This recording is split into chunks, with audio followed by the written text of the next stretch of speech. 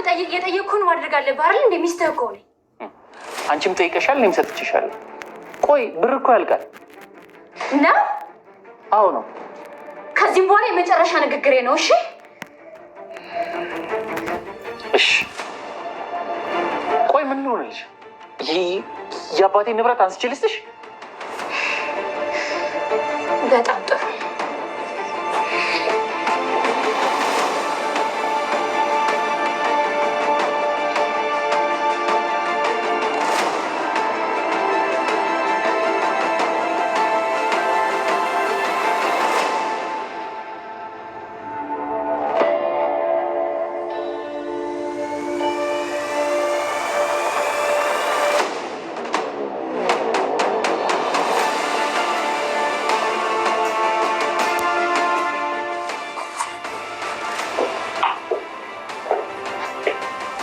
አባዬ ምን እያደረገች ነው? እሷን እየሰበሰበች ነው። ልትሄድ ነው መሰለኝ እኮ። ታዲያ ይህንን ለምን ይዘው መጣ? ቁልፉን ሰብራ ብትወስድብኝስ? ብትወስደው ምን ይመጣል? እሱማ ምንም አይመጣም፣ ግን ለምን ችግር ውስጥ እገባለሁ? ቆየች እኮ። ታዲያ ቶሎ አትወጣም? ትወጣለች፣ ይጠብቃል።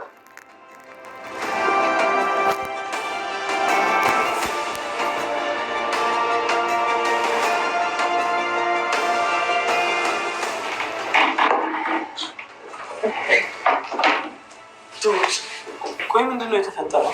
እኔ ምን አውቄ፣ ግን ስታብድ ነበረ። ኧረ እባክሽ። ቆይሽ ምን ስትል ሰማሻል? ዳኒ፣ እኔ እኮ ጆሮ መጥባት አልወድም። ወይኔ እናትሽ፣ ነገር ልታበላሽ እኮ ነው የመጣችው። እሱ እንኳን ሳይበላሽ አይቀርም። ሂድና ያን ነገር በላት። ወይ ትሁት፣ ብቻ ነገር ባልተበላሽ። እስከ ቅድም ድረስ እዛ ነበርኩኝ፣ ምንም አልተፈጠረም። ግን መኝታ ክፍል የገባቸው በሰላም አይመስለኝም። ወዴት ነው? ሳሎን ቡና እያፈላ ነው። እሺ ከባድ ኖር ዳንኤል። በጊዜ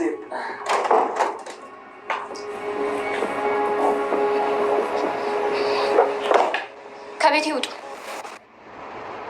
ሰላም ሰላም፣ ሰላማችሁ ይብዛ ውድ ተመልካቾቼ፣ እንደምን አላችሁ? ነው ያለሁኝ፣ እግዚአብሔር ይመስገን። ዛሬ ይዤላችሁ የመጣሁት የግፈኛ ሚስትና የሰራተኛዋ ፍጥጫ በሚለው ነው ማለት ነው። እንግዲህ በዚህ ድራማ ላይ ሀሳብ አስተያየት ሰጥቼ አላቅም። ዛሬ ለመጀመሪያ ጊዜ ነው እንግዲህ እየገባችሁ ላይክ፣ ሼር፣ ሰብስክራይብ እያደረጋችሁ ልክ እንደ ከዚህ ቀደሙ አበረታቱኝ ማለት ነው። እንግዲህ እስካሁን ስመለከተው ነበረ ቲና እንግዲህ ከአሁን በፊት በጣም በትዕግስትና በትዕግስት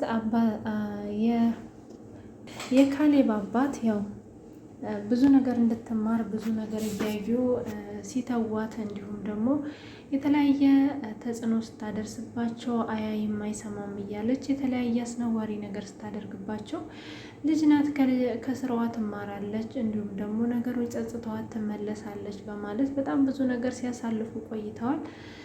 በአሁን ሰዓት ግን ቲና ያው መዋረጃዋ ሰዓት ደርሷል ማለት ነው። ልትዋረድ ነው። እሱ ምንድን ነው እንግዲህ የካሌብ አባት ቤቱን በአንቺ ስም አድርጌ ልሻለው ካሏት ወዲህ እንግዲህ ቲና መሬት አይብቀኝ እያለች እንግዲህ አልፋ ተርፋም በሷ ስም ያደረጉባትን የካሌብን አባት እንግዲህ አውጥታ ለመጣል ምንም የቀራት ነገር የለም። እንግዲህ ዳር ዳር ማለት ከጀመረች በጣም ቆይታለች። አሁን ላይ ግን ቤቱን ፎቶ እያነሳች ለሌላ ሰው እየላከች ነው። ይህንን ድርጊቷንም ያዩት የካሌብ አባት እንግዲህ ቲና ምን እያደረግሽ ነው ይሏታል ማለት ነው። አይ ምንም እያደረግኩ አይደለም፣ ቤቱን ለመሸጥ እያሰብኩ ነው። ስለዚህ እናንተም ያው የራሳችሁን የሆነ ቤት ብትፈልጉ ይሻላችኋል። ስለዚህ እኔ ቤቱን ልሸጥ ነው ብላለች ማለት ነው። እሳቸውም ይሄን ቤት እኮ እንድትሸጪው አይደለም የሰጠሁሽ፣ በጣም የምወደው ቤት ነው፣ ወዴት እንድንሄድ ነው እያልሻለሽው፣ ስለዚህ ቤቱ መሸጥ የለበትም ይሏታል። እሷ ግን አይ ይሄንን እኔ በወስን አይሻልም ወይ? ይሄንን እኔ ነኝ የምወስነው፣ ስንት ብር እንደተሰጠኝ ብታውቅ እኮ በቃ ላፍሰው ነው እያለች እንግዲህ ራሷን እየቆለለች ነበረ ማለት ነው። በጣም ነው የሚያሳዝነው። አንዳንድ ሰዎች እንግዲህ አይተው የማያውቁትን ነገር ሲያዩ ያለፉትን መንገድ ይረሱትና ገደል ይገባሉ ማለት ነው። ልክ እንደ ቲና በሌላ በኩል ደግሞ እንግዲህ ዳኒ ያው ቤቱ ፎርጂት ካርታ እንደተሰጣትና እንዲሁም ደግሞ ትክክለኛ ቤቱ ወደ እሷ እንዳልዞረ እንግዲህ በደንብ ያውቃል ማለት ነው። ነገር ግን ሊነግራት ያልፈለገው ያው የካሌብ አባት ያው ይሄን ነገር ካልተናገርክ በጣም ጠቀም ያለ ብር እሰጥሃለሁ ስላለው ያው ዳኒ ከቲና ጋር የሚሆንበት ምክንያት አንደኛ ቲናን ወዷት ሳይሆን እሱ ሌላ የሚያፈቅራት ልጅ አለች ማለት ነው። እሷን ለማግባት እንዲሁም ደግሞ እሷን በስነ ስርዓት ለማኖር ስለፈለገ ብቻ ቲናን ይቀርባታል ማለት ነው። ከቲናም አንዳንድ ጥቅሞችን አገኛለሁ ብሎ ስለሚያስብ እንዲሁም ደግሞ ገንዘብን ስለምትሰጠው ስለሚያስብ ነው እንጂ ዳኒ ራሱ ቲናን አያፈቅራትም ማለት ነው። በሌላ በኩል ደግሞ እንግዲህ ቲና ለባሏ ያው የፍች ጥያቄ እንዳቀረበችለት ታውቃላችሁ። እሱም እንግዲህ የፍች ጥያቄውን በጣም እንድታፈጥነው ሲነግራት በጣም ነበር የደነገጠችው። እንዴት እንደዚህ ሊል ቻለ? እንዴትስ አልደነገጠም? እያለች ነበረ ማለት ነው። እሱ ግን ምንም አልመሰለውም። አልፋ ተርፋም እንግዲህ አካውንት ላይ ያለውን ገንዘብም እንድታካፍለኝ እፈልጋለሁኝ፣ ይህንን ካላደረክ ግን አሳግደዋለሁ፣ ካሳገድኩት በኋላ ደግሞ ወደ ሳይሆን በግድ ታካፍለኛለህ ብለዋለች።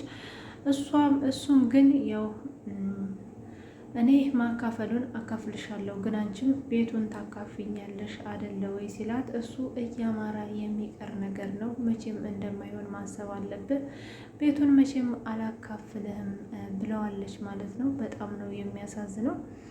እንግዲህ የዳኒ ፍቅረኛና ካሌብም ተገናኝተው ነበር። እንግዲህ የዳኒ ፍቅረኛና ካሌብ አብረው ሆነው እንግዲህ ቲናና ዳኒ አይተዋቸዋል ማለት ነው። ሁለቱም በጣም የደነገጡት፣ ምክንያቱም ሁለቱም የየራሳቸው ኬዝ አላቸው። ያው ዳኒ የደነገጠበት ምክንያት ፍቅረኛው ስለሆነች ነው። ቲና ደግሞ የደነገጠችው እንዴት ካሌብ በዚህ ፍጥነት ሌላ ፍቅረኛ ሊይዝ ቻለ ብላ ነው። እንግዲህ አንዳንድ ክፉ ሰዎች ያላችሁን ነገር ሁሉ ከወሰዱባችሁም በኋላ እናንተ መልሳችሁ እንዳታንሰራሩ ሰብረው መጣል ነው የሚፈልጉት ማለት ነው። ቲናም እንግዲህ ማድረግ እያደረገች ያለችው ነገር ይሄ ነው። ምንድነው እሱ ካሌብ እንግዲህ ከእሷ ጋር ሊለያይ ነው። ኦልሬዲ ሁሉ ነገር እያለቀ ነው።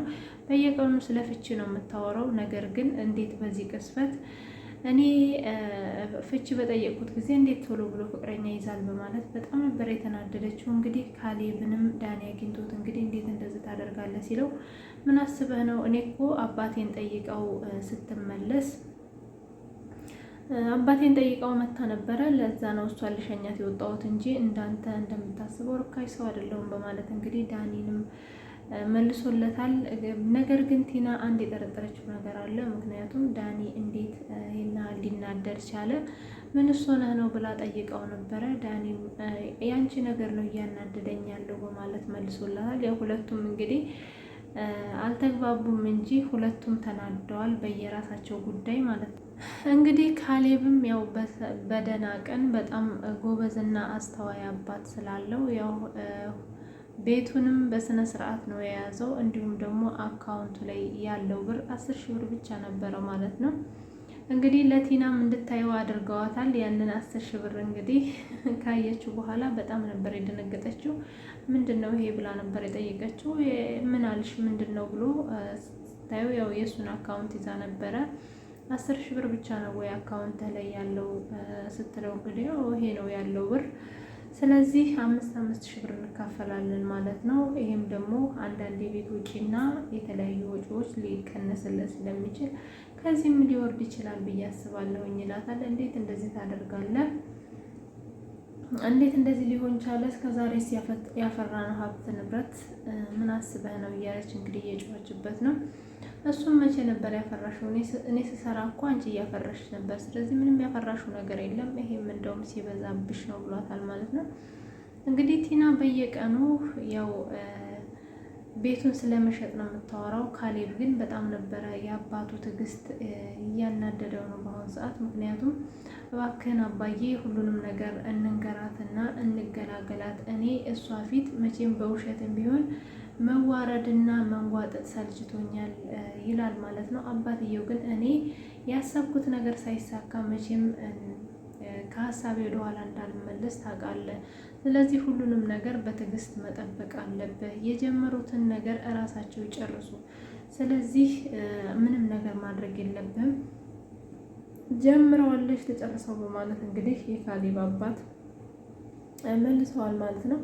ቲና እንግዲህ የካሌብ አባትንም ቤትን ያህል ነገር እንግዲህ አዞሮልኛል ብላ እያሰበች ነው። ነገር ግን የሁሉ ስጦታ ሰጥተዋት ራሱ ምንም የማትማር በጣም አስተሳሰብ የጎደላት አሳዳጊ የበደላት በጣም ባለጌ ሴት ናት ማለት ነው። እንግዲህ አረረም መረረም ምንም አይነት ይሆኑ እንግዲህ መቼም ልጅ ወልደው ለእሷ ባል አድርሰውላት እኛን የሚያክሉ ሽማግሌ እንግዲህ ከፍ ዝቅ እያደረገች እየተናገረች ተይ እንጂ እኔ እኮ ጓደኛሽ ሳልሆን ምንም ቢሆን የባልሽ አባት ነኝ እያሉ እንግዲህ እስከ መናገር ድረስ ደርሰዋል። እሷ ግን እሱ አይመለከተኝም እያለች ነበረ እየለፈለፈች የነበረው።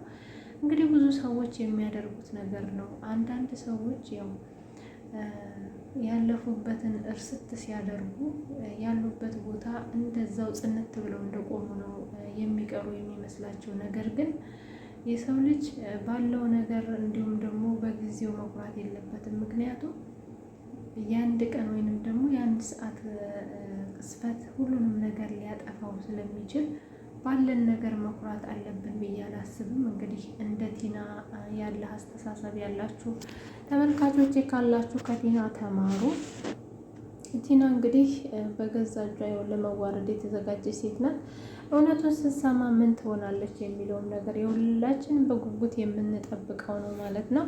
እንግዲህ ዳኒም ያው በጣም እየተጨነቀ ነው ያለው። ምክንያቱም ለካሌብ አባት እባክህን ይሄንን ነገር ልንገራት፣ እኔ በጣም እየተጨነቅኩ ነው። ይሄንን ነገር እስከ መቼ ነው ደብቄያት እምዘልቀው እያለ እንግዲህ እየተጨነቀ ነበር። የካሌብ አባትም መናገር ትችላለህ፣ ያው ብሩን መውሰድ ካልፈለግ ተናገር ብለው መልሰውለታል። ዳኒም እንግዲህ ብነግራት ምን የምታደርግ ይመስልሃል ብሎ ለካሌብ አባት ሲጠይቀው ያንተ ጉደኛ ናት እንግዲህ የሆነ ነገር ደግሞ ልታመጣ ልትችል ይሆናል፣ ስለዚህ ነገራትና ያለውን ነገር አብረን እንመለከታለን ብለዋል። እንግዲህ ቲናም ያው ወደ መኝታ ክላስ በመግባት የሰዎቹን ልብስ እየሰበሰበ የነበረ፣ ነገር ግን ዳኒ አንቺ የሰዎቹን ልብስ ከመሰብሰብሽ ይልቅ የራስሽን ሻንጣ ብታዘጋጅ ይሻልሻል፣ ብዙ የማታውቂው ነገር አለ እያለ እንግዲህ ዳር ቢላትም ምንድነው የማላውቀው ነገር ካለ ለምን አትነግረኝም ብለዋለች። እሱ ግን እባክሽን አንድ ሳምንት ስጭኝና ሁሉንም ነገር እነግርሻለሁ፣ እስከዛ ግን ተረጋጊ ሲላት እሷ ግን ለአንድ ሳምንት እንኳን እንግዲህ መታገስ አቅቷት ያው ሰዎቹን ለማባረር ተዘጋጅታለች ማለት ነው።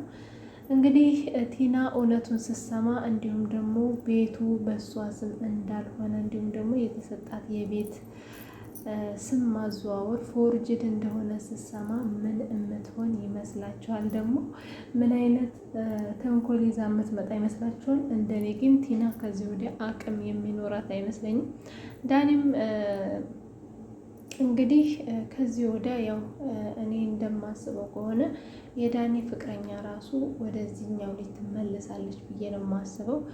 እሷም በጣም ነው የመረራት። ገና ለገና ዳኒ ከሰው ላይ ገንዘብ አምጥቶ ለእኔ የተለያየ ነገር አድርጎ ያገባኛል ብዬ እሱን መጠበቅ ሰልችቶኛል። እኔም መኖር የምፈልገው በራሴ በሰራሁት እንጂ የሰው ልጅ ገና ለገና ከሰው ላይ የሚሰጠውን እያመጣ እንዲያስደስተኛ አልፈልግም። ባለኝ ነገር ደስተኛ መሆን ነው የምፈልገው እያለች እንግዲህ ለካሌብ አባት እየተናገረች ነበር። የካሌብ አባትም እንግዲህ እናንተ ሴቶች ችግራችሁ የእጮኛችሁን ክፋት እንዲሁም ደግሞ ተንኮል ሰው ሲነግራችሁ መጀመሪያ የምትመርዙት የነገራችሁን ሰው ነው። እኔ ደግሞ ለዳኒ አንዳንድ ነገር ነግርልሻለሁ፣ ነገር ግን በእናንተ ውሳኔ ውስጥ እጄን አላስገባም በማለት እንግዲህ ነግረዋታል ማለት ነው። እንግዲህ በቀጣይ ምን እንደሚፈጠር አብረን የምናይ ነው የሚሆነው። እስከዛው ሰላም ሁኑልኝ ባይ